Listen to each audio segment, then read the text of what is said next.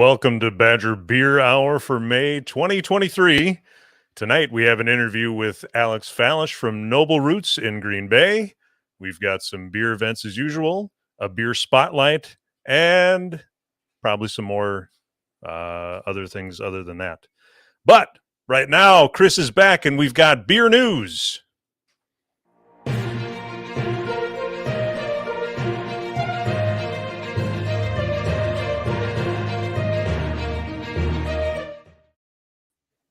Hey guys, Chris. Landon, I guess first. Hey Hi. guy. Yeah. Did you miss me? Oh, of course.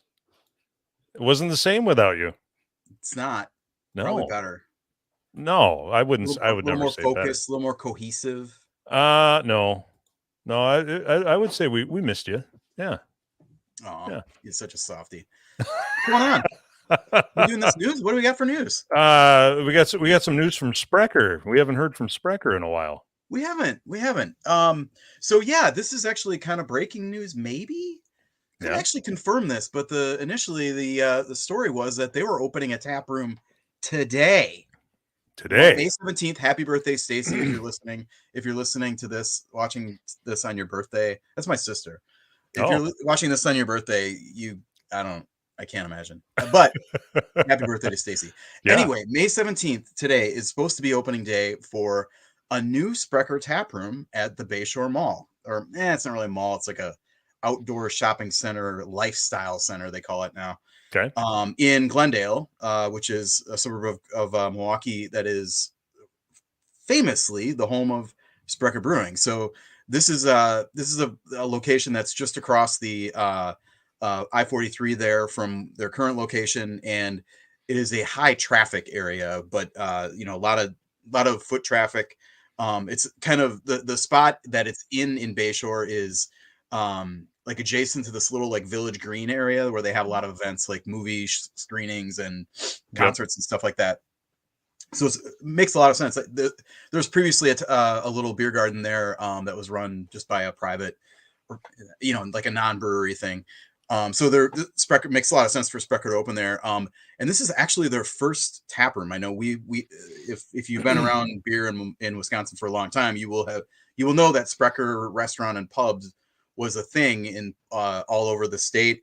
They had but that was actually an independent chain that licensed the Sprecher name from the brewery and then bought obviously a bunch of its beer. I remember going there and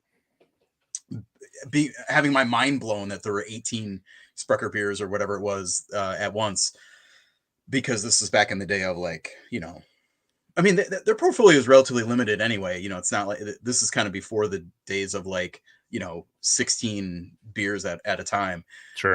That some breweries have. But I remember seeing like Doppelbock and like, whoa, this is so cool. Beers that, I had never seen before, in Madison or Green Bay before. So anyway, they had but that enterprise, the Sprecher restaurant and pub, closed at Bayshore in 2019. And I think that was the last one. So it's interesting, like a little full circle here. And that little enterprise had locations in like Lake Geneva, the Dells, Middleton, just outside Madison. So this is kind of this is the first like company owned Sprecher tap room. So it's kind of cool. Right. Yeah. And obviously it makes sense. It's interesting. Like, are you going to be like stealing from your own thing there? But I don't know if the Glendale brewery, the brewery itself, obviously they do a lot of tours there and stuff, but I don't know if it's truly a destination kind of in and of itself. And this is a way to get, people in the door that aren't necessarily going there just for Sprecher. Obviously there's a lot of other stuff going on at Bayshore. So interesting move, and we'll see if it pays off. Cotton. Yeah, I know the last time that I visited and we did a video down there, they were hoping to make their brewery a little more of a destination than it was. Yeah. By having some outdoor stuff, they've got a lot of room to work with there. But that was, I think, 2 years ago now. So I have no idea if they've done anything since, or, and maybe this is just, a way of grabbing people that are going to be there and that don't really have any interest of going to the brewery. Yeah, they have done they have done some kind of like light remodeling and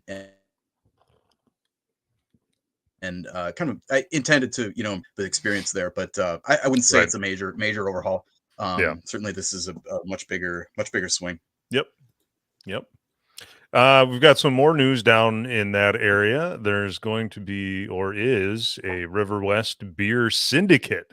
Yeah, There's a name. There's a word you don't hear very often. Syndicate. it's the organized crime. Oh, it's the organized crime of beer. Yeah. Yeah. Yeah. So River West is a neighborhood in Milwaukee, one of the coolest neighborhoods around.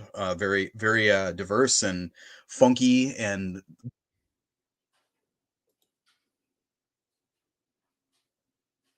has grown up as well. And there's a cluster of other breweries in that neighborhood, and they've been doing stuff together um, for a while.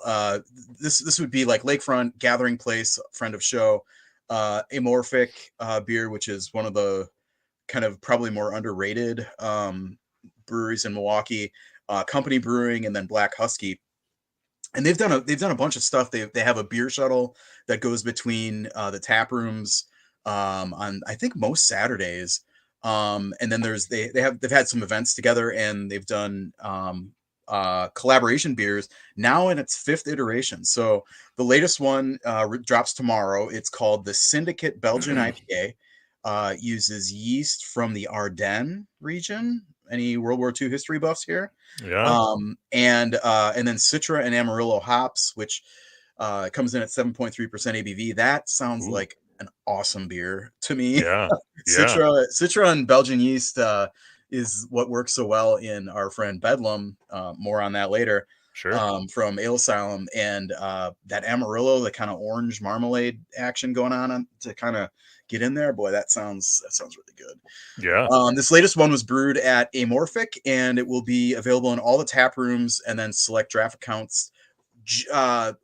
They say primarily within the neighborhood, because I think if it's distributed by Lakefront, I guess I suppose Gathering Place would probably have a distribution agreement too. If you're with a distributor, you cannot limit who buys your beer. You have to kind of offer it to everybody. Ah.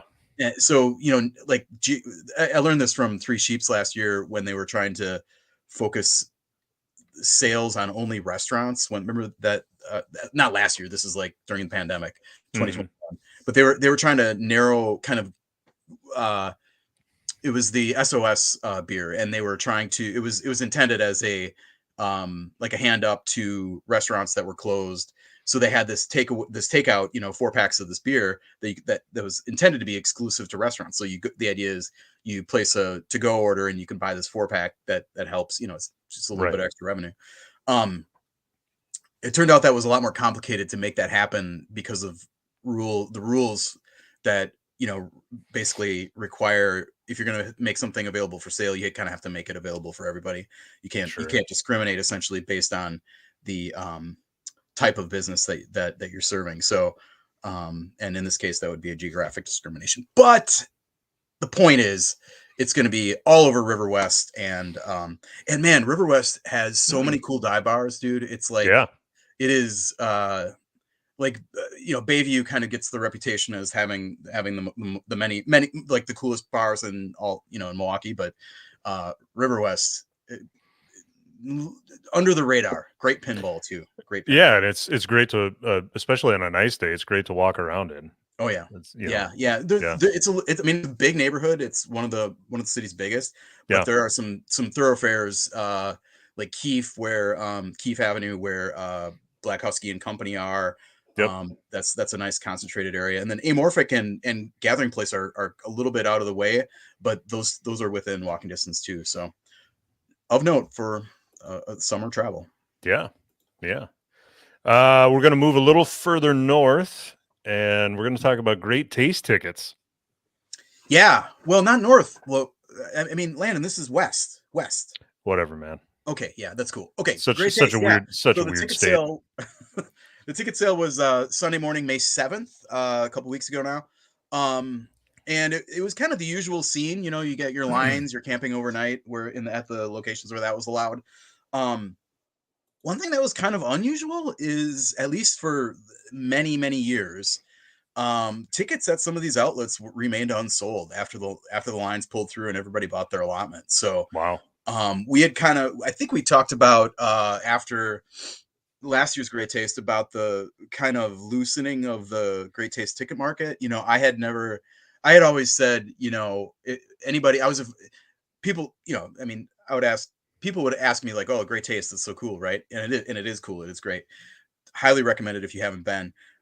But I was always like, make sure you get your tickets ahead of time, either through, either on Craigslist or through the ticket. In recent years, the Great Taste itself has kind of become a clearinghouse on their Facebook page for buyers and sellers.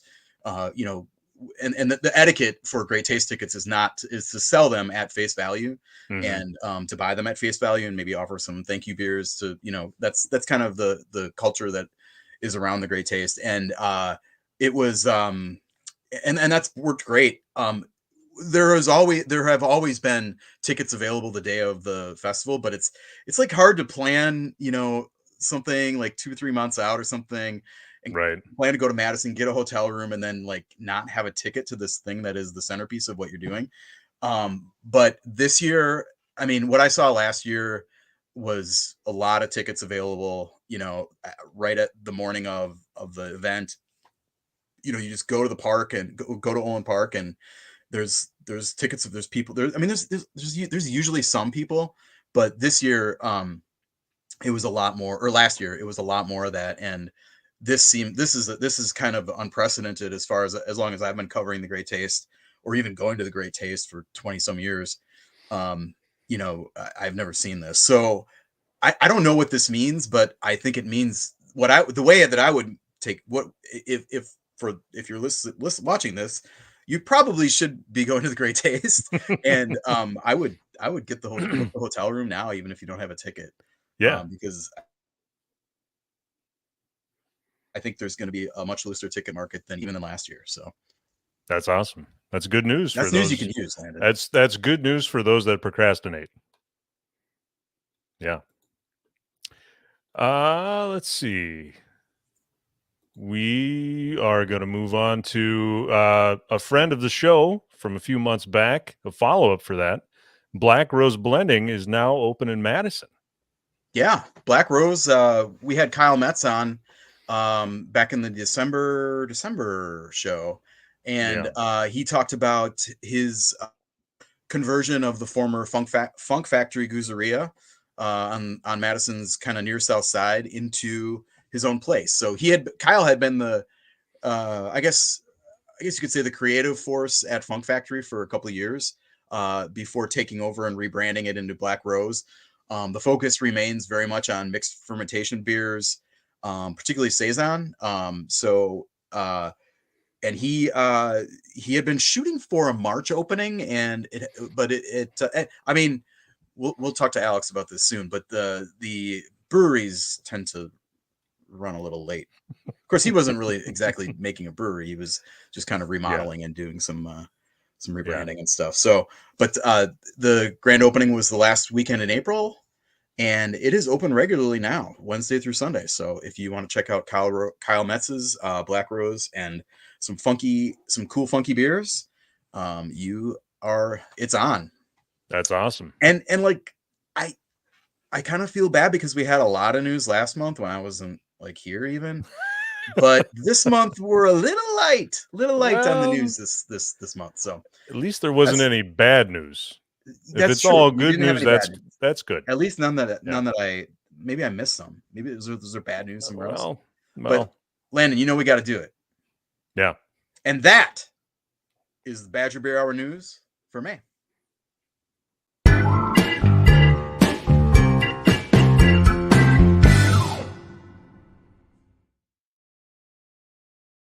All right. We kind of teased this a little bit already, obviously, but I'm very pleased to be joined by Alex Falish, the co-founder and head brewer at Noble Roots Brewing Company in Green Bay.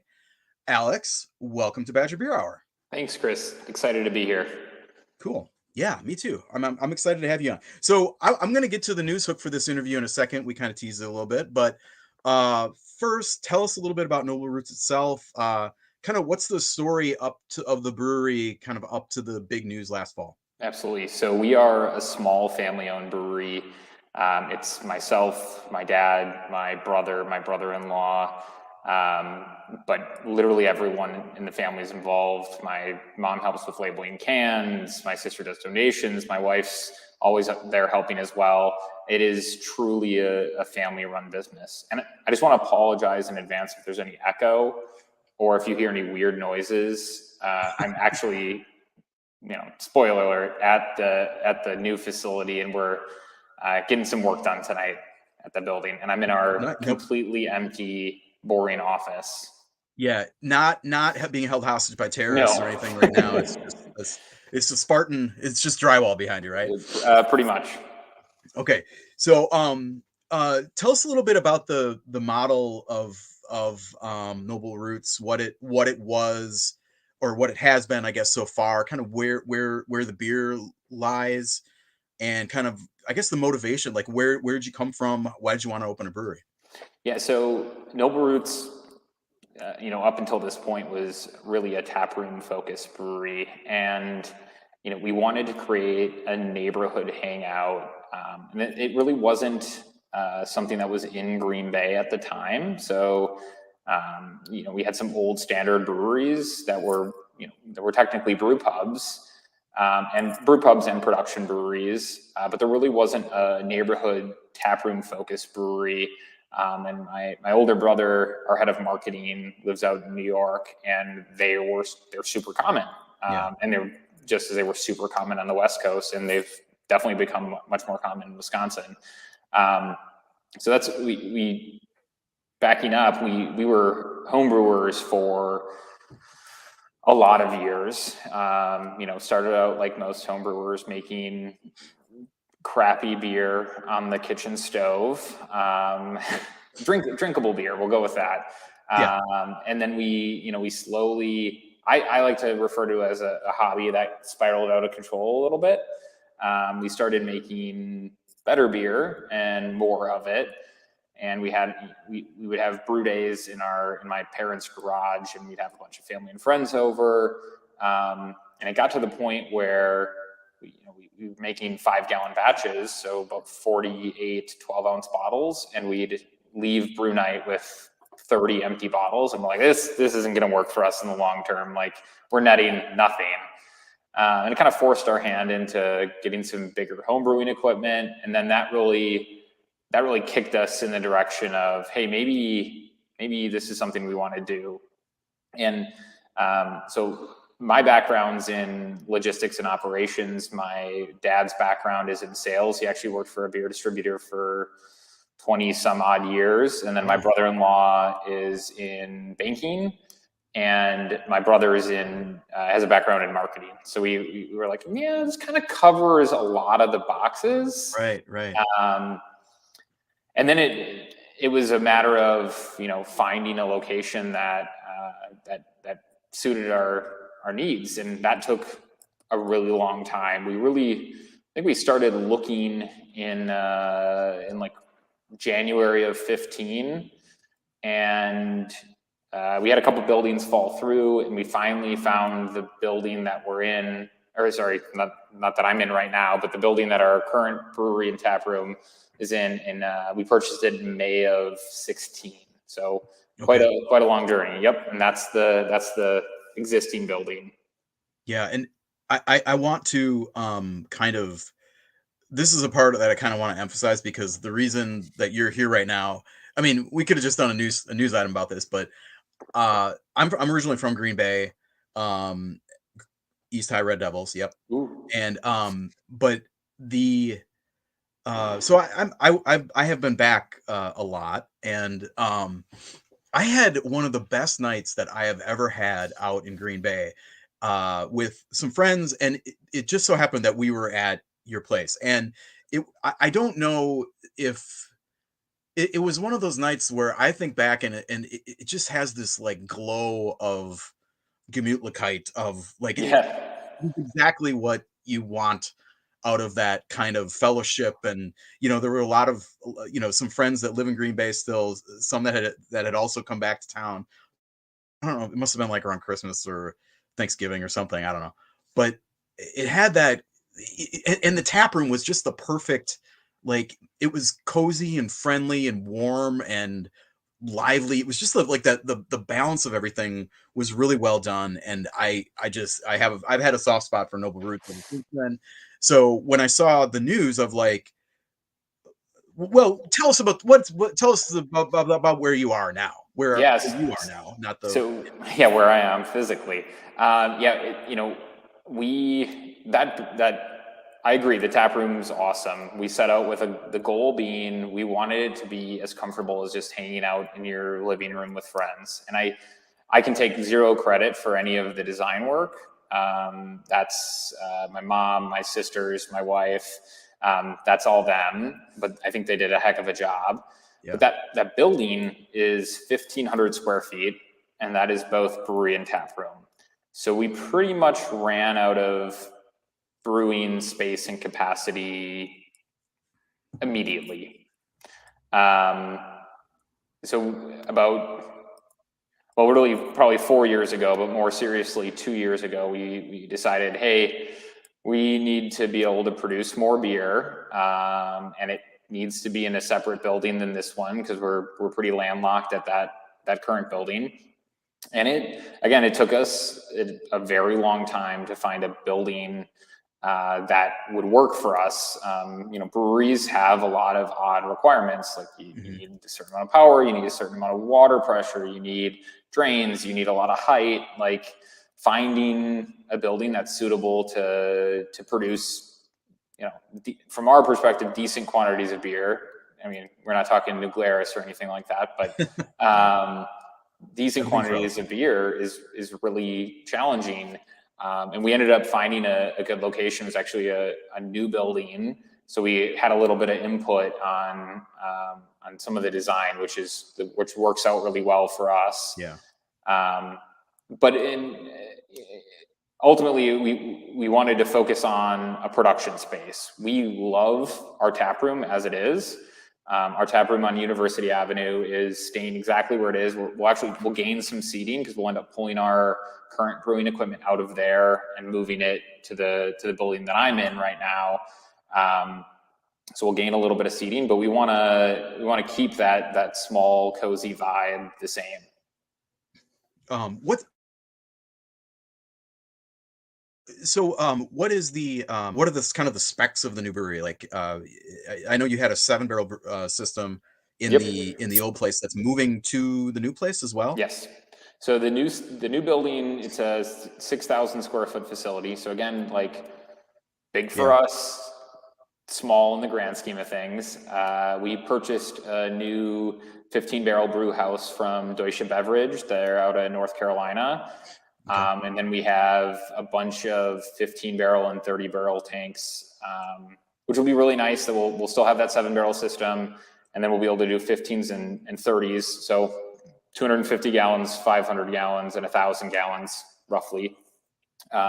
So we can continue to make sure that our mainstays make it out into the market, but then continue to make some of the crazy stuff that we love to make. Yeah. So you mentioned out into the market, but like also the tap room really being a focus. So is there I assume you'd been self-distributing to like are you canning just kegs, or what was the situation on that before and what's happening next?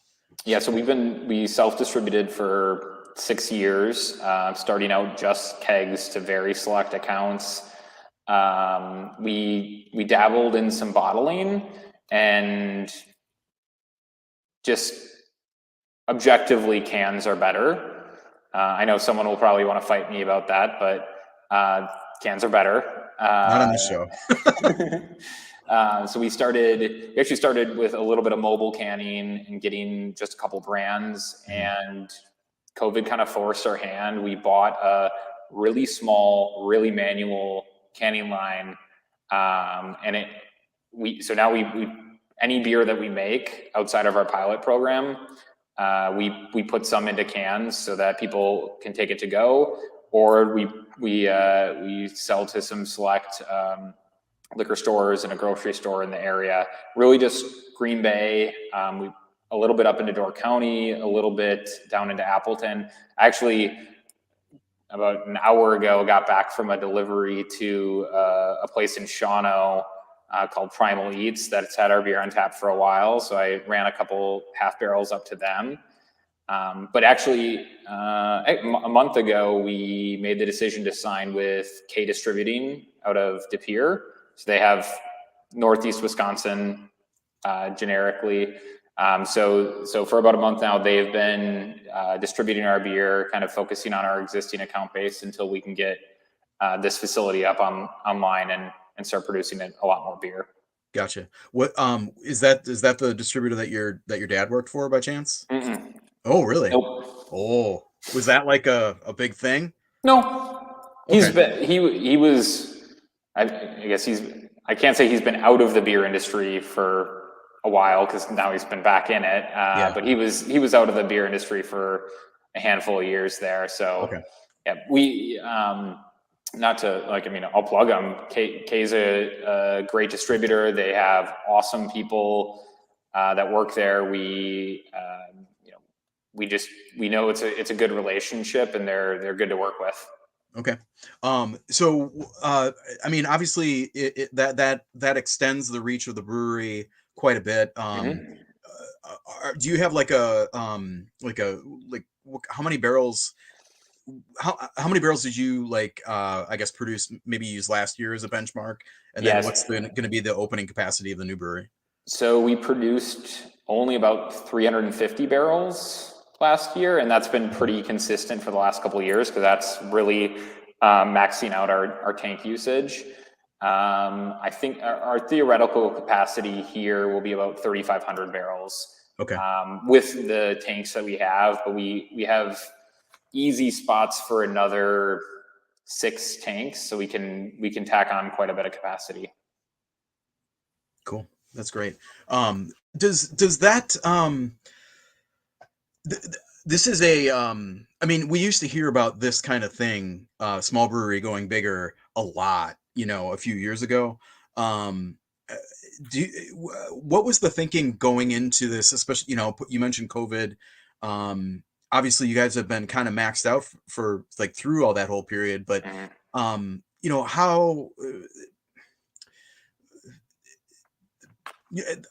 how do you break this trend as how does Noble Roots feel good about doing this at this kind of point in time in the beer industry?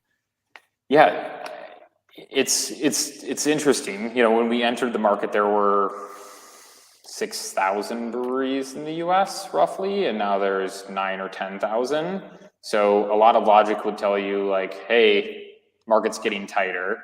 Yeah, but you're not competing with 6,000 or 9,000 breweries. No, right? I totally get your point. Yeah, but this is what you're saying. Yeah. Yeah, we looked at our consumer base, where our retail partners were, and we were barely scratching the surface in our tiny, again, pretty much just focused on Green Bay. And we knew there was a lot of market that we just physically we didn't either have the time, capacity, or sales staff to reach. Mm-hmm. So we knew the opportunity was there for us. We have a lot of confidence in our brands. So even 3,500 barrels is really not that much beer. Mm-hmm. It's a lot for us. But it's still not a ton. Yeah. Just jumping back to the you mentioned the brands and the confidence in there. Tell us a little bit about the beer itself and kind of what the approach to the portfolio is. What your kind of standard beers are. As I remember, let me jump back in time. Yeah. The 2017 or whenever that was when I was there. I remember really well executed, kind of clean, I guess I would say. Pretty traditional styles. I think there were a few Belgians on, but kind of just interesting, a little twist on things that kind of seemed fresh and like really solid at the time. So that's kind of my perception. That's that's pretty concise. I mean, we have 6, soon to be 7 year-round beers that cover a pretty wide spectrum. But you're right, the focus is on clean, easy drinking beers. But we do push out a little bit. So like we have so I'm drinking our Noble Roots IPA. You have an IPA? Yeah, we have a brewery with an IPA. That's awesome. Sorry, that was sarcasm. That was not directed at you. I'm drinking an IPA too. Yeah, so. We probably have I think we probably have 3 on tap right now, which is low actually. Yeah. Super low. It's an easy drinking. It's only 5.7%. It's not a West Coast IPA, but it's also not an East Coast IPA. It's a little more malt forward. We have an amber, which is arguably one of the most boring styles. That's amber is kind of like a straight amber makes me think of late 90s brew pubs. But our Mackinac Island amber has ginger and orange peel. So it's got a twist on it. And you mentioned Belgian beers. We make a lot of Belgian beers. Blonde Belgian is one of our core year-round beers. But we also make Strict Observance, which is a Belgian triple, Kermis, a Belgian double. We have Elf King is an elderberry saison. We make we're right near the pocket of where all the Belgians settled in Wisconsin, and they like Belgian beers. And I'm half Belgian. My dad's 100%. So we feel like we have to. Yeah. That's a good point. Like Brussels is just up the road from the new brewery, right? Absolutely. Yeah. Okay. What else I have here? I wanted to talk about you mentioned the kind of the Green Bay scene, and there's a cool collab beer that's out. Just came out. Came out today. Yeah. Today. Oh, hitting it again. Yes. Look at this. Tell us about that. Yeah. So it's the locals only. So this has been around since before we were a brewery. Probably it might have been 4 years before we were a brewery. So it rotates between one of the Green Bay area breweries. So it used to be Green Bay. Now Green Bay is not that big. It's Green Bay Metro. So there's 11 participating breweries now, which is awesome. And we get together, we collaborate and figure out a style of beer. Over the years, it's been, 1 year it was Oreo Stout, lime and coconut lager, hazy IPA, guava IPA. It's been a bunch of different things. This year it is a Belgian amber with grapefruit peel and pink peppercorns. And because we make a lot of Belgians, it made a lot of sense for us to do a Belgian beer. It's not over the top on the Belgian yeast character. The malt base kind of smooths things out. It's a little bit more malty. And then it has just the right kick of grapefruit and a tiny bit of peppercorn at the end. It's super drinkable. That sounds really cool. Yeah. Nice. Just to kind of I think people who are watching the show probably know like Titletown and Hinterland and maybe even like Stillmank, but can you talk a little bit about kind of the Green Bay scene and what that looks like? And you mentioned like Greater Green Bay, which I always call the Bay Area because why not? Yeah. And it's not confusing at all. The real Bay Area. Yeah. I'm like, I'm going to the Bay Area this weekend. It's like, wow, that's a quick trip. No, yeah. But talk a little bit about some of the kind of the smaller breweries that have come along, maybe in the last few years, that some of the folks in the rest of the state might not know about. Yeah. So I meant. Oh my God, Badger State! I should have mentioned Badger State. Yeah, definitely. I was gonna. They're in there with the Titletown and Hinterland. Not quite that old, but certainly. Yeah. stature wise? I'll make sure I mention all of them so no one feels left out. So you mentioned Titletown, Hinterland, Badger State, Stillmank. There's also Copper State, which is in Hinterland's old building. Anape, which has a location both in Swamico and in Algoma. Station 1 in Swamico, they've been open 2 years maybe. Small, I want to say 1-barrel brew house, really cool spot in an old fire station. Yeah. Zimbaldi has been open since 2020 in Alloway, also a really cool brewery. Dogs. Cocoon just opened a couple months ago in Ledgeview, De Pere area. Okay, we'll have to check that out. And then Gnarly Cedar in Greenleaf. They're connected with Ledgestone Vineyard. Oh man, I'm gonna feel really bad if I miss someone. Oh God. I wish I had the locals only can in front of me. Okay. Oh, Copper State. Oh no, I said Copper State. Oh okay. yeah, of course. I said Copper State's in the old Hinterland building. Yeah. If I had the can in front of me, I would just read off the names. But yeah, nice. It's an awesome group of people. We get along super well. There's been more than one occasion where I know I called John on a Sunday morning that I was short hops because they didn't get delivered, and he stopped over and dropped off some hops that I needed. Just an awesome group of people to work with. We, the kickoff for the locals only, everyone got together at our tap room, had a couple beers, and we get to see each other at like beer festivals. But other than that, there's not a lot of opportunity for us to get together and just shoot the breeze. Awesome.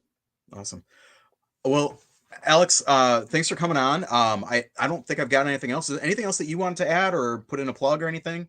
I want to talk a little bit more about beer. So we started out with a lot of like nice approachable beers, and since then we've really pushed into a lot of different directions. So we pretty much always have a sour on. We always have a seltzer on that we make in-house. We also make cider in-house. Oh, okay. Some barrel-aged stouts. And then we have our pilot program, which is our garage series. So we brew it on our old homebrew system that we just converted to be able to make a half barrel at a time. So every 2 weeks we're releasing something brand new, and sometimes it's something that we want to maybe brew on the 7-barrel system, and sometimes it's something that we're just like, we're gonna mess around and have some fun. Like we brewed all of our anniversary beers on that system this year. One was we had a dirt cake stout with Oreos and gummy worms. We had a key lime pie sour. We had a strawberry cheesecake sour where we actually used like cream cheese powder. Yeah. And then we had a grasshopper beer, like the Wisconsin Supper Club drink. Nice. So really just doing some odd stuff. Yeah. I imagine that a new brewery that has, so many different kind of tiers of production levels, like, the 7-barrel, the 15-barrel, and I assume the garage stuff will still be operating there. Absolutely. So, I imagine that really loosens up the ability to kind of try new things and kind of right side. Like you mentioned the ciders and the seltzers, like you can kind of have those going and not like be blocking, a flagship or like a batch of IPA that you really need to turn. Yep. Like the tap room's running low or everybody's buying IPA because it's summertime or whatever. I don't know. I imagine that gives you a lot of flexibility and appeal in that new facility.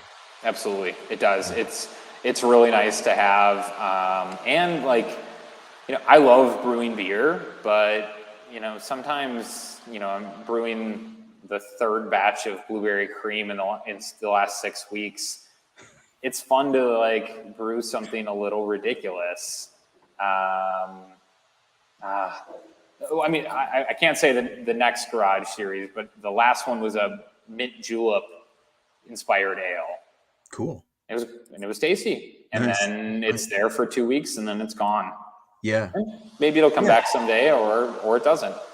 I mean, this is one of the things that talking to the guys at Titletown, that was like really a problem for them when they had that huge brewery, and they didn't have the pub anymore. They didn't have that I mean, so much of what drives traffic to tap rooms, is that kind of like, hey, I'm gonna get there and I'm gonna be able to try something different, and they really weren't able to do that unless they're turning like 30 barrel batches of it or whatever their main house is. And I know that they've brought on they have a new pilot system now that where they can start to do that stuff and get back into the innovation.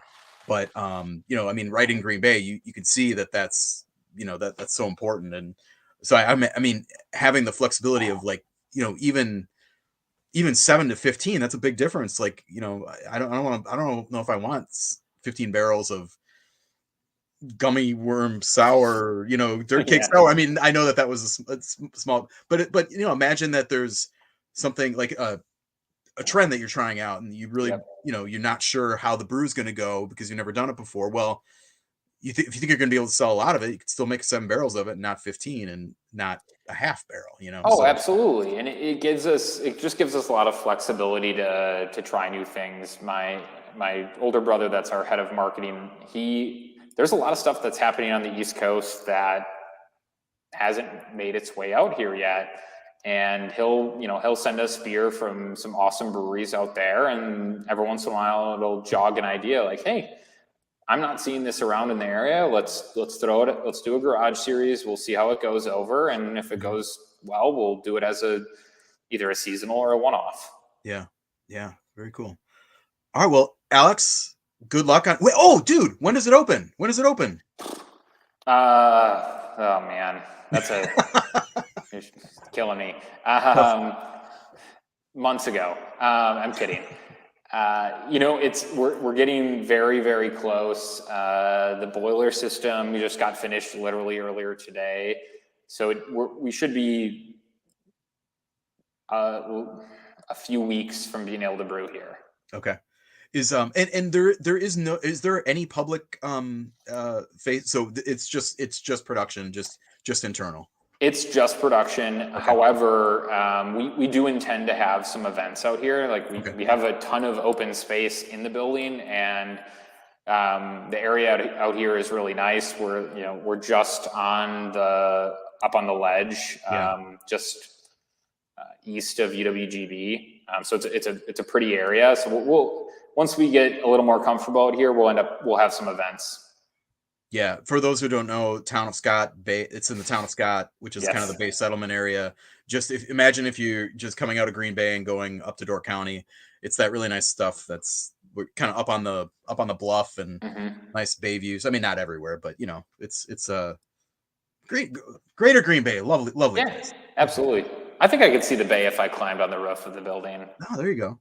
Maybe you can have a rooftop like beer garden, bar, something up there. I'm not sure the state would like that. Members only. How about that? Private events, members only. Just don't tell my insurance agent. I'm sure they don't. They drink wine. Insurance agents drink wine. All right, Alex, thanks so much for coming on, and best of luck with the next couple of weeks. Awesome. Thank you so much for having me. Cheers. Cheers.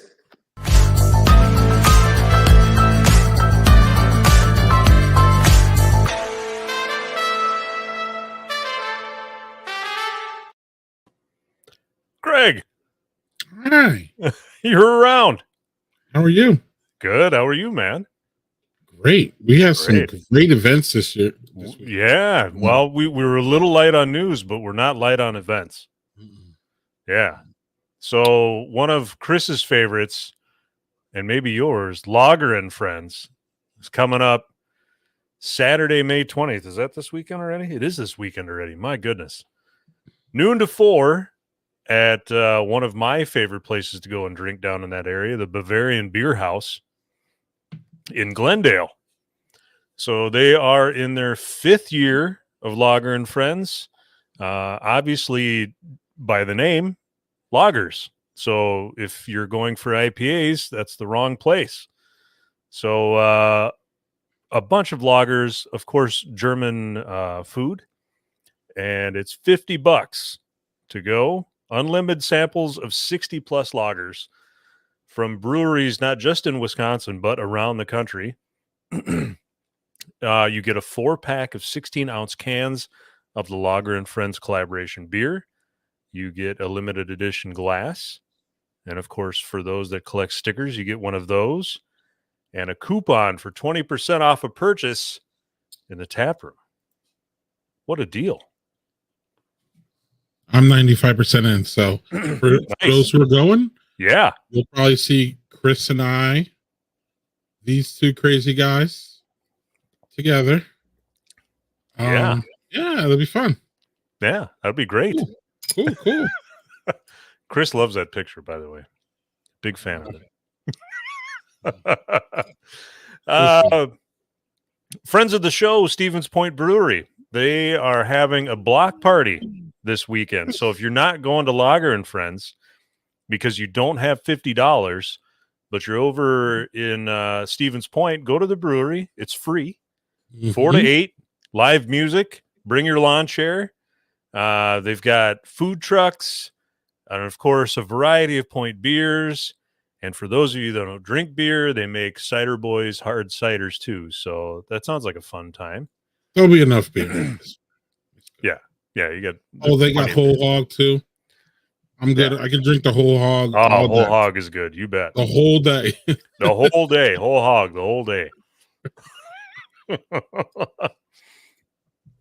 so Yeah. simple to please. We're so simple to please. We are. Yeah. The bar is really low. Man, keep it there. All the good beer drinkers are simple to please. That's what I say. One of my favorite events that I haven't gone to in a long time, the 15th annual Northwest Beer Fest, which is just up the road for me in Chippewa Falls. That is happening Saturday, June 3rd from 2 to 5. It is $40, and it's kind of a shit show, but fun. So hundreds of beers. They've got pizza coming out all the time. You get about halfway through drinking, and that pizza is coming out really hot, and it burns the roof of your mouth. But that's a good time. A lot of great people watching. In case you want to see someone just totally blitzed by 5 o'clock in the afternoon, that's the place for it. They do have this again? Up north. Yeah, Chippewa Falls. Oh, so it's. Oh, okay. It's this one. Yep, it is that one. Okay. Yep. Okay. Yep. I'm sorry. Yep. Proceed. So when we've gone in years past, they have some really good giveaways. I don't know how they run it anymore, but in the past, just from what we've won, and we're only, me and my wife, we're only 2 people. So we have won a bottle of Utopias, a reversible PBR sleeping bag that I still have, a Spotted Cow tin tacker, spotted cow hoodie, and then all kinds of other stuff. So we've walked out of that place with a lot of stuff. So fun stuff too, not just dumb swag. They're not throwing dumb swag around up there, apparently. My wife is probably one of the luckiest persons or people in the world, because she put 1 ticket in that bottle of Utopias and won it. Wow. And yep, and it says here that I guess, what is it? You maybe can speak to this a little bit more. Yeah. A lot of the proceeds go to the Chippewa youth hockey. Go to the youth hockey. So hockey up here is not school sponsored, so they have to have fundraisers for it. So that is their big fundraiser of the year. So if you're into youth hockey, that's a great way to support that. Also, if you're still sober after you're done, Liney Lodge is a walk away. So look at that. Yeah. It's a great time. That's a great place. Yeah, you bet. Also coming up in June, Up North Beer Fest, which is even further north than where we are. They're in an open area of the High Pines Campground in Eagle River. It used to be known as the Great Northern Brew Fest, but it is now the Up North Beer Fest. There is a Friday VIP event. It is known as Premier Beer Night. And of course, that is a separate event from the main festival on Saturday. Both dates feature loads of mostly Wisconsin breweries, including some names unfamiliar to Chris, which who would have thought that he didn't know everything, but always Chris intriguing. Newsflash, right. Chris doesn't know everything. Yeah. How about that? I thought he was the beer baron. I mean, he is. Doesn't mean he knows everything, though. So they've got a lot of hotels up there. If you're going to go to this, I would recommend you getting a hotel. They've got free shuttles, which is also great. And designated drivers are admitted for free, which doesn't happen very often anymore. So, and that's a great gesture. Yes. So it is June 9th through the 10th. So the VIP is on the 9th and the main Up North Beer Fest is on the 10th. If you are interested in that, it is $50. Ever been to that one? Nope. It's been on my radar though. Yeah. Years. Yeah. Me too. Also, June 17th, back down in Glendale, the Wisconsin Beer Lovers Festival. This is a big one. Yeah, this is a big one. This is a fundraiser for the Wisconsin Brewers Guild. So they have food sampling and obviously breweries, and sometimes they do beer and food pairings. As of now, breweries have not been announced. But according to this, if South Shore Brewery is on hand, you should make a beeline there early to see if its legendary Whitefish Slider is there. There it is. Yeah. Sounds good. Yeah. A lot of stuff going on in Glendale. Yeah. Good for Glendale. Baby. Yeah. For the tourists' favorite spot, Door County, they also have a beer festival, June 17th, on the lakeside of Door County with 40-ish breweries. They have free shuttles between nearby lodging and downtown Bailey's Harbor. The fest location at Max Welton Braes, a golf course and lodge. The wonderful tap room. Yeah. The wonderful tap room of host brewery Door County Brewing / Hacienda Beer. It's a worthy stop if after you're done with that beer festival. So yeah, they'll drop your buzz ass off in the middle of town. It's great. Yeah. You're in Wisconsin. They won't even notice you. Yeah. True words of nerd. It'll be just fine. Man, again, when we started this project, there were no events. We couldn't even have event segments. Now we have so many big, wonderful beer events going on. It's great. Oh, it's so good. And just a reminder, because I'm not going to do this in the last call. If you have beer events, please let us know. badgerbeerhour@gmail.com. We would love to hear about all of your Wisconsin beer events. I have one of these things. There you go, man. It's pretty. Yeah. Use it once or twice. As far as that goes, that is all that we have for Wisconsin beer events for the rest of this month and part of June. And if you've got more, let us know. All right. I'll be definitely jumping on one of them. Hope to see y'all maybe there. And now we have a beer PSA for y'all. Woo!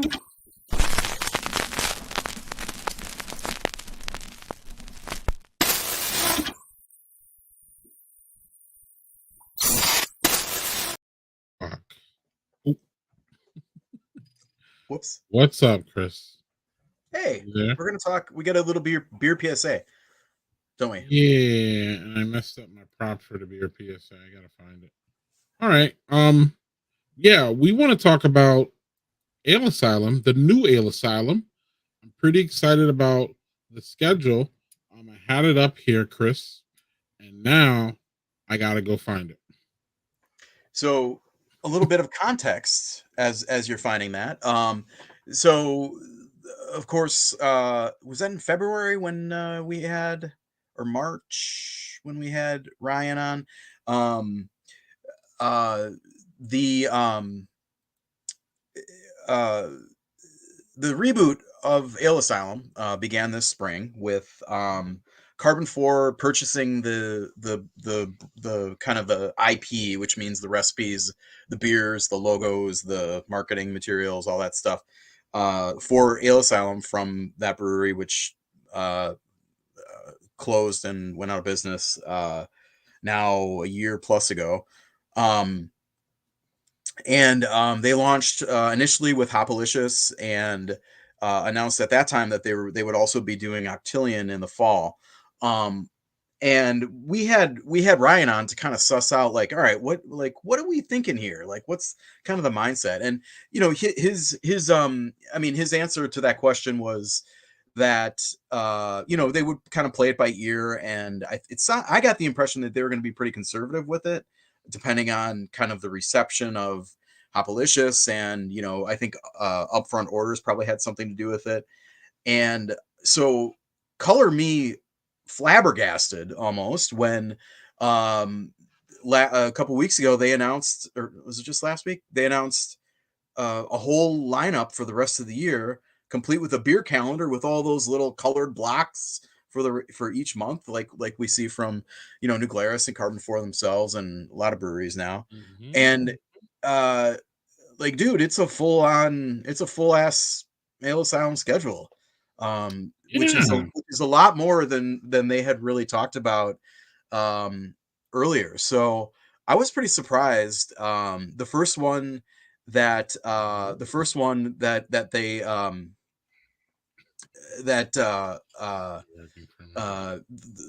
is joining Hopalicious, which is out in stores now and remains out in stores, was Ambergeddon, which came on last month, and that's going to be a year rounder. So that's the classic kind of a hoppy amber ale, big that joins Hopalicious as a year rounder. And then all these seasonals. Look at this, dude. We got 2 tiers of seasonals.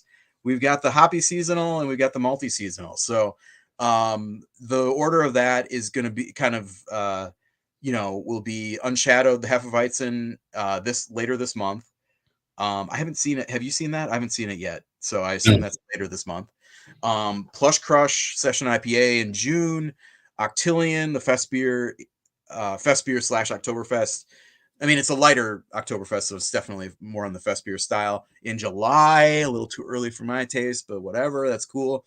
It's a really nice beer. Velveteen Habit, an old friend, coming back in August. That's a kind of I guess a juicy malty IPA. Madtown Nut Brown in October. That's a beer that a lot of people were clamoring for. And sound the alarms. We've got Bedlam coming back in November.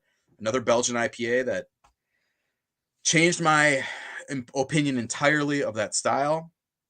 And really, I would say like Belgians kind of in general. Like Belgians were, I don't know, I think Bedlam came out in like 2011 or something maybe, and I was still a little, I don't know, I was not super into Belgians and like all the funky yeasty estery stuff that's going on with them. But once they crossed it with you know, Citra hops and a nice like big robust ass kicking IPA, I kind of started to appreciate a lot more. And now, I mean, I'm all over Belgians of all stripes, but I mean, this is a lot more than what I was expecting when, after our conversation a couple months ago with Ryan. Ryan is the co-founder and head brewer of Carbon 4. And I guess it's worth mentioning that these are not Carbon 4 beers, that the owners of Carbon 4 also own Ale Asylum, and they are contract producing these beers at Carbon 4. So it's a little weird, but Ale Asylum was still kind of Ale Asylum. I don't know, Greg, what do you think about this? Like, you can get these, so you can get all these beers at Ale Asylum. I'm pretty sure they're probably going to all be on tap when this month. Carbon 4. At Carbon 4, you'll get Ale Asylum beers. What jumps off to me is the year-round ones, Ambergeddon and Hopalicious. That's going to be fun to be able to have that. One thing I like to highlight here is the 12 packs of Hopalicious and nothing else. So you'll be able to get 12 packs of Hopalicious year-round. That's just a great grab and go for a party, for a trip on the lake, all that. Hopalicious works all year round, and I'm glad to see it all year round. Ambergeddon, I like that one. I think the Nut Brown is probably the best brown ale in Madison, let alone Wisconsin. It's a really good one. It's fun. I don't think I'm going out too big of a limb on that, Chris, because not really, we don't really see many brown ales in general. So that's just a really nice robust one. What's that one from Anna P? What is it? The Little Soldier. That's a amber ale. Oh, is it? I thought they had a brown. Didn't they have a brown ale that was like a mushroom beer or something? Oh, like the mushroom. Yeah, Fungi. Wasn't that a brown ale? That is a brown ale. Yeah, but I mean, like, I don't know. Once you put mushrooms in it, I don't think it's. I don't think the brown ale is the defining characteristic. Right, but I'm saying we have some funky brown ales in Wisconsin. It's kind of my point. Well, I mean, we don't really have any straightforward ones. They're all kind of. Well, I mean, Fat Squirrel. Oh. Not a year rounder anymore, but that's a landmark beer, and Rocky's Revenge too, which is certainly not a straightforward one with that little bit of bourbon barrel aging, but yeah, I mean, and well, New Glarus never labels. Sorry, Dan, y'all never label your beer. You label your beer the way y'all want to, so I never think of Fat Squirrel as a brown ale. I never do, but you're right. It's true. Anyway, yeah, I mean, I think this is fun, and it makes me. Yes. I mean, if they think they can sell this much Ale Asylum, I mean, again, we don't know, Simon. We don't know really, how much of this is going to be out there. Like this could be just a few cases of some of these per outlet. Maybe it's just a single batch brew, or I don't know. I mean, it's hard to say because But this to me is pretty damn close to like what you'd expect to see from a fully functional standard brewery. So which is definitely not what I was kind of expecting after our conversation a few months ago. So I'm guessing that the response has been really good from the distributor and from the outlets that are carrying that kind of early run of Hopalicious, and you got to be happy for the Kogos and for Carbon 4 and all those fans of Hopalicious too. Yeah, and if y'all are fans of Ale Asylum, I want to put out another thing here, which is this is only for 2023. If you see January, February, March, and April are open, I have no inside information, y'all, but I would suggest that those are ready to be filled in. If y'all speak your piece, Ryan wants you to talk to him via the social media. So if you see something on there that you like, you want it to return, you need to tell them. If you see something you don't, contort a porter, and you want it back there, you need to tell them. If you want to see the triple supernova, I think that's what it's called. Fantastic. I love that beer. Y'all need to speak up. It seems like Ryan and the crew are really open to giving people what they want as far as Ale Asylum goes. And whatever sells, Ryan said it here, whatever sells, he's going to brew. So if y'all buy it, we're going to brew it. That's what they're saying. And I like to see that Hopalicious is a year-round thing, so people can plan on having it. And I hope that it brings the stability to Ryan and the crew that they're looking for, because from what I know, they're great people. So cheers to that. And one last look, I'm pretty sure you can find this on any kind of Carbon 4 social media, I would assume. And what I did last week when I saw this is I went through, and Ale Asylum still has their website up, and they still have a lot of their social media that they're actually starting to engage on, I believe. Yep. So y'all can find Ale Asylum on Ale Asylum's media that hopefully y'all didn't delete. Y'all just let go like I did. But they're can be found there, or you can bug Ryan on any Carbon 4. I mean, he will take your advice or your opinions. Looking for him. So here's something where y'all can y'all can vote with your money and your voice. So everything's open. If you're a Carbon 4 fan or an Ale Asylum fan, it should be good news. Indeed, I think.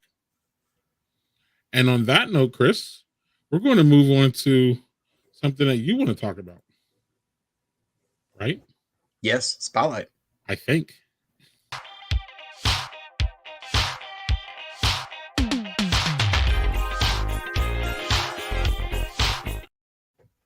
Oh, hi there.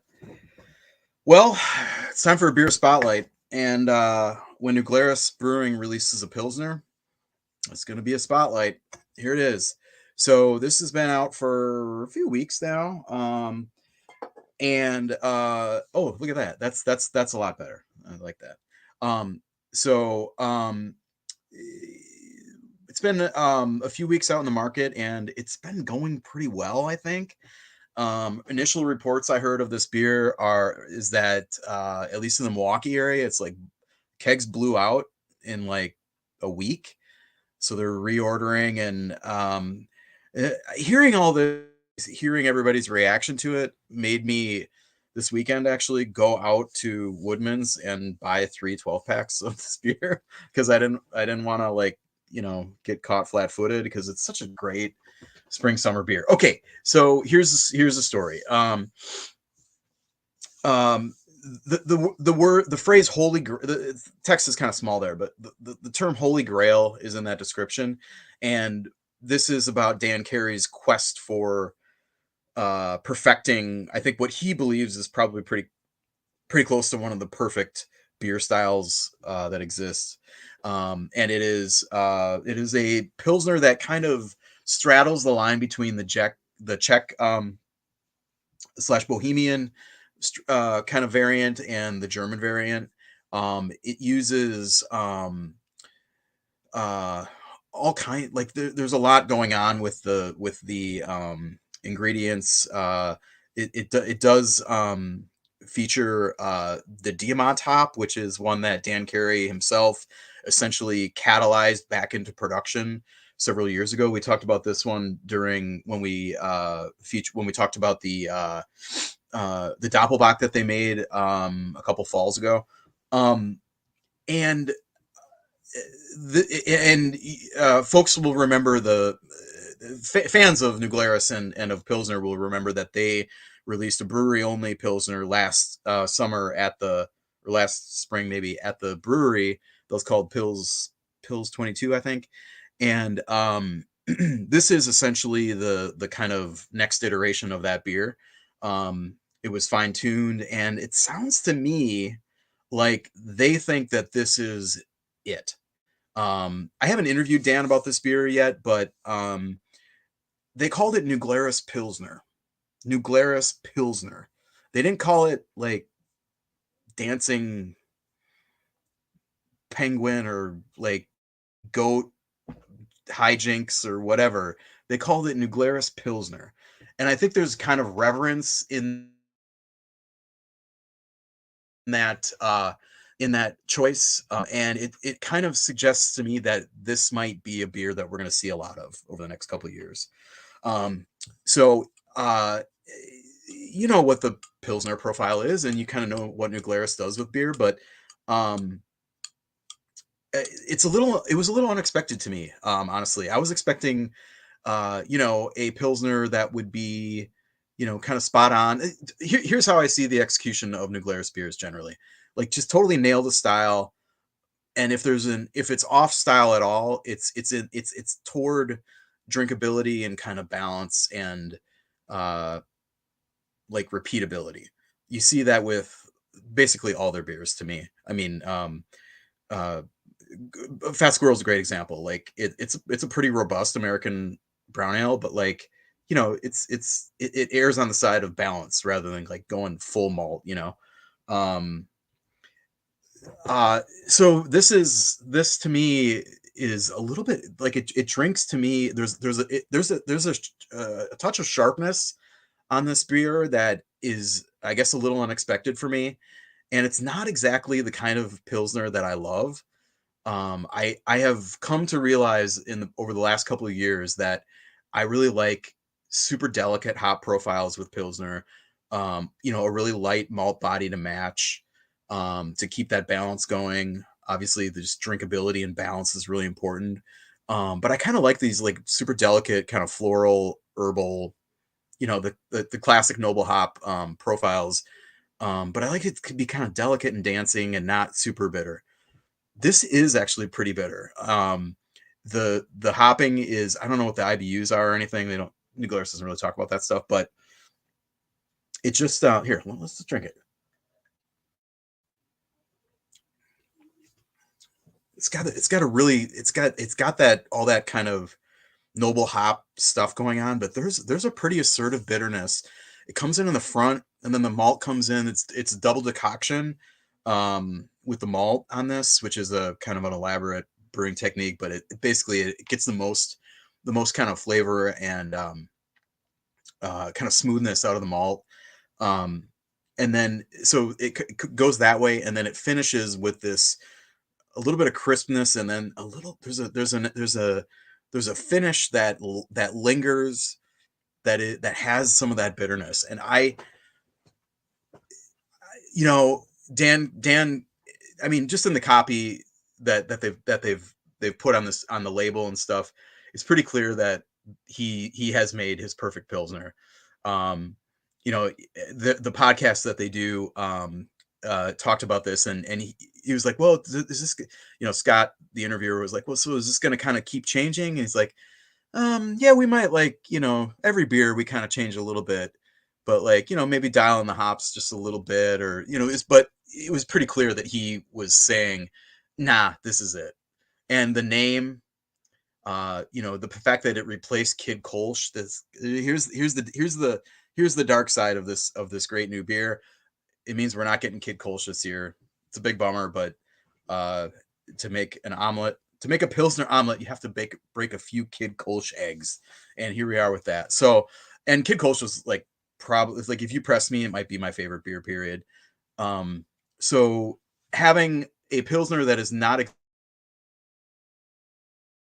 exactly the kind of favorite Pilsner, and that I lose Kid Kolsch in the process, I might be a little upset about this, but it's so good. I bought 3 12-packs of it because I just didn't want to run out of it during summer. And this is a beer that takes 6 weeks to make, whereas Kid Kolsch was, I think, probably like a 2 or 3 week turn. So I'm a little concerned that they're going to be, I mean, New Glarus, they're very good at production and, keeping up with things. The idea of New Glarus running out of a beer sounds crazy to me, but the way this has been received and the lead time that this beer requires, I bought 3 12-packs. I'll just let that speak for itself. So anyway, New Glarus Pilsner, here it is. It's not my favorite, can label. It looks a lot like the Oktoberfest cans. I'm not sure what's going on there, but bottle looks real nice right there. And of course it's like, $8-9 or whatever for a 6-pack. Everywhere beer is sold. Go out and grab it while you can. If you haven't had it already, I'm sure a lot of you have. And yeah, thumbs up. Spotlight.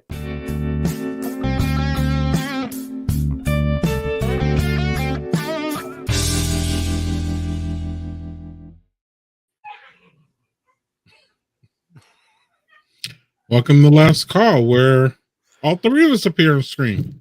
Yeah. It's the first time we've all been together. We feel like we need to hug. I saw enough of you last weekend. Why do I look like an elf? What the hell is that? That's I wouldn't say you look like an elf, but I say you look like you. Hobbitses.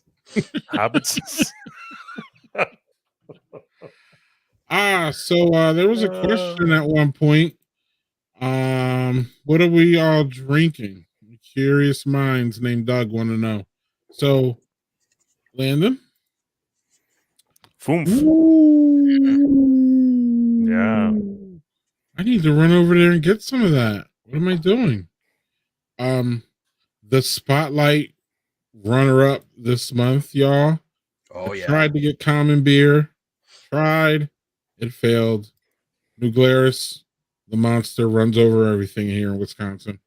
But Common Beer from it's Supermoon's take on Steam. It is a banger. It is very, very drinkable. As seen here, I mean, I'm serious. Like, Steam beers for me, y'all, they just go down like water. Yeah. It's not a good thing. Luckily, it's only 5.6%.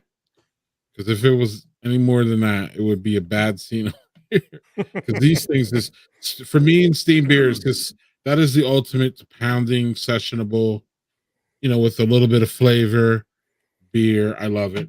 If y'all can still pick want to this try up, that I beer still think because Supermoon still probably has some. What's up, Chris? I was just gonna say I really want to try that beer because Rob Brennan's Supermoon beer man, his take on Common, like that's a fun style and one that is very very Supermoon, and so I can't imagine he would blow it. So yeah, It has a really nice try that. finish. It has a crispy, catchy finish. To a nice drinkable lager. Yeah. But I think he's using. Oh no, he used lager. What is it? No, it's lager yeast. So, Right. Amberstein style with lager yeast. So Lager yeast ale temperatures, right? I'm pretty sure. Yeah. So that's the. Doesn't say that here, but it's just drinkable. It's just great. I'm gonna have one extra here. Yeah, and Chris and I were hanging out last week in Milwaukee. That was fun to see Chris and to visit a bunch of breweries, and visited 10, loved 9. We'll keep the one. We'll be cool with that. The Milwaukee beer scene is great. I ran that we ran the shuttle and the River West thing. Great. Amorphic, fantastic. I missed the one we missed was Gathering Place, but Amorphic was great. Company is excellent. It was just a really good time. Cheers to Milwaukee beer. I think I'll be back. Landon and I might be back in a couple weeks to see some. We got to talk about that, Landon, but to see some beer gardens, because Milwaukee is known for them and they have them everywhere and they're amazing. Can't swing a stick without hitting one. Yeah, I was gonna say Chris probably never goes because it's one of those things that like you just when you live at a place, you never go to those things that like a place usually has. You know what I'm talking about? Y'all know what I'm talking about. Yeah. Well, you get complacent. Yeah. Yeah. Like take things for granted. Yeah, everybody loves Monona Terrace down here. I never go. So that's it's great. Don't get me wrong. It's fabulous. It's beautiful. It's so nice sitting up there. And I never go. So that's just that. So what is going on with you, Landon? Anything going on? Just starting to hit places again. I was out in Reno. So hit a few places out there. There's a couple places that I hadn't been to before, so that was fun. Any Taproom Traveler content coming? Yeah, yep. Actually, stories or the shorts, I guess, is what YouTube calls those go over really well. So yeah, we're gonna be trying. Yeah, been doing more of those for Taproom. Yeah, I got a few of them out there, even from last year. My wife and I took a trip out to the Black Hills of South Dakota, and we saw breweries and whatnot out there. So that was fun. Yeah. I'm not revealing too much. That's an old stomping ground. That is my old stomping ground. Well, at least it's a lot closer than where I am right now. But Sure. yeah, I did grow up in South Dakota. So stomping ground-ish. Yep. How about that? Yeah. Wait. Yeah. Reno? You're talking about Reno? No. The Black Hills. Oh, okay. I was like, I went there too. Reno's not close to this. But I've been to Reno several times. But okay. I'm a bowler, so that is where the what do they call it? I'm not even sure what the proper name for it is, but basically that is where the home of bowling is. So their big bowling center is there. If you've ever seen the movie Kingpin, yeah, the end of it where Ernie McCracken and I forget Woody Harrelson's character's name, but that big bowling place where they're bowling, that's where we bowled while we were out there. So yeah. And you live in a great place for bowling, Wisconsin. I tell you, there's a lot of great bowlers in this state. You see a lot of the records that have been held for, and a lot of the people that win that tournament, a lot of them from Wisconsin. Yeah. You reminded me, I got to take my boys. The last time that they played was when they took the ball on that one ramp thing, and the kids. Right. It's been a while, so thanks for reminding me. We got to do that. We got to do that. Yeah, it's always a good time. Excellent. Chris, what's going on? And Chris draws in a beer baron lane. I don't know. Like stuff. You should know though, right? Shouldn't. Whoa, what's? You got ghosts, man. What's the dog? The door open. Yeah, you just came right in, didn't you? He's got to go potty Scared outside. Me. We just wrapped up the I don't know. I don't have any immediate columns on deck for the Beer Baron. I did publish a couple of weeks ago a comprehensive guide, not comprehensive, but a curated guide to beer events for the summer. That's where Landon got the important information about what I like. So check that out. You can just Google Beer Baron, I don't know, summer events or something. You'll probably find it. Good stuff there. Milmag, we've got our June issue, our summer guide issue coming out in a couple weeks. Or probably like a week plus, and I have my first byline feature in that issue. It is a Milwaukee trivia thing I wrote.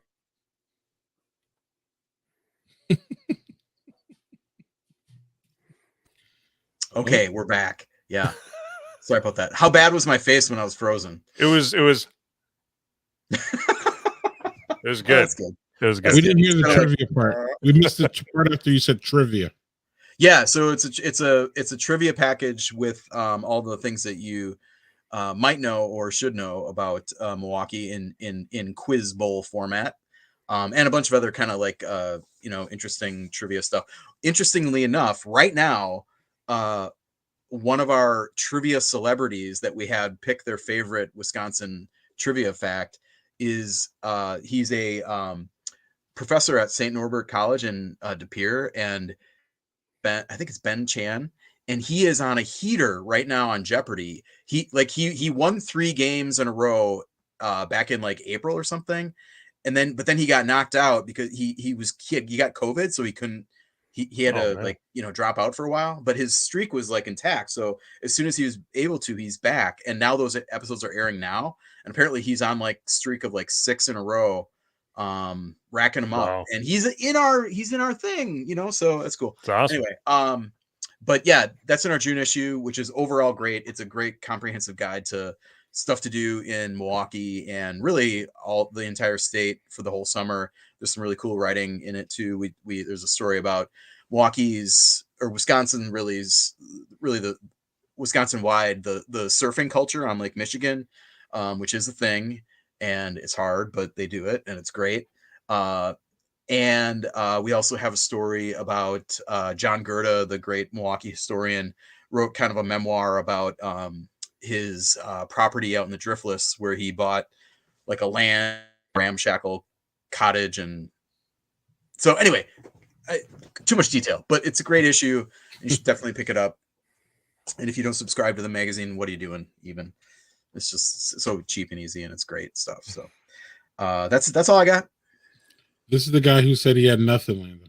Yeah. I just talked. Also, I'm going to be at Lager and Friends on Saturday. Yeah. So probably me too. Yeah. Say hi. I'll probably be with Greg and my friend Andrew in Kenosha, and Jeremy Standard Punched on Twitter. So that'll be good. So we can hang out and drink some lagers and have a good time. Great. It's a great event. Great venue. Great location. Good people. It's good. Excellent. I never met that Kenosha dude. Andrew? Oh, he's a peach.